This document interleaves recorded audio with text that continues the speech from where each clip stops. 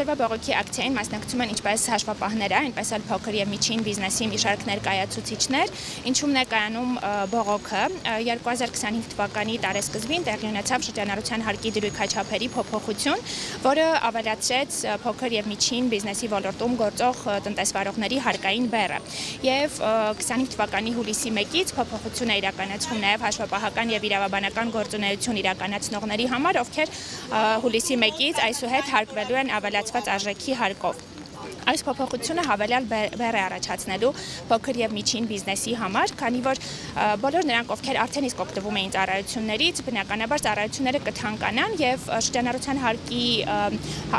հաշվարկների հետ կապված դժվարությունները կհանգեցնեն նաեւ նրան, որ փոքր եւ միջին բիզնեսի այն ներկայացուցիչները, ովքեր նախկինում չէին օգտվում մասնագիտական ծառայություններից, ստիպված են լինելու դիմել հաշվապահի օգնությանը, հաշվապահի ծառայություններին եւ բնականաբար ծառայությունը ավելի թանկ է լինելու կապված նրա հետ, որ ծառայությունները հարկվելու են ավելացված արժեքի հարկով։ Դերևս օրենսդրական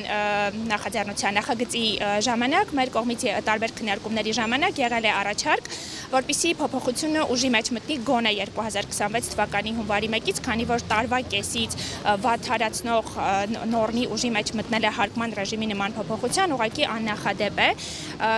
եւ փոքր միջին բիզնեսի համար է խնդիր առաջանում եւ հաշվապահական կազմակերպությունների, քանի որ բյուջեները պլանավորված են տարվա համար, տարվա կեսից ուղղակի գին փոխել երբեմն անհնար է լինում, քանի որ ասոցիացիայի անդամ մի շարք գրասենյակներ դիմել են մեզ, իրենց պայմանագրերում ունեն դրույթ, որով չեն կարող գին վերանել մինչև 26 թվականի հունվարի 1, այսինքն որոշ դեպքերում բեռը մնալու է հաշվապահական ընկերությունների վրա, որոշ դեպքերում փոխանցվելու է հենց փոքր եւ միջին բիզնեսին։ Եվ լինելու են տարաձայնություններ ծախսերի բաշխման հետ կապված, քանի որ հաշվապահական ընկերությունները ստիպված են լինելու երկու տարբեր հարկման ռեժիմների միջև ծախսերի բաշխում իրականացնել, ինչը մի շարք տարաձայնությունների եւ անհամաձայնությունների տեղիք է տալու։ Հետևաբար մենք ուղղակի առաջարկում ենք, որպեսզի կոնկրետ հաշվապահական ծառայությունները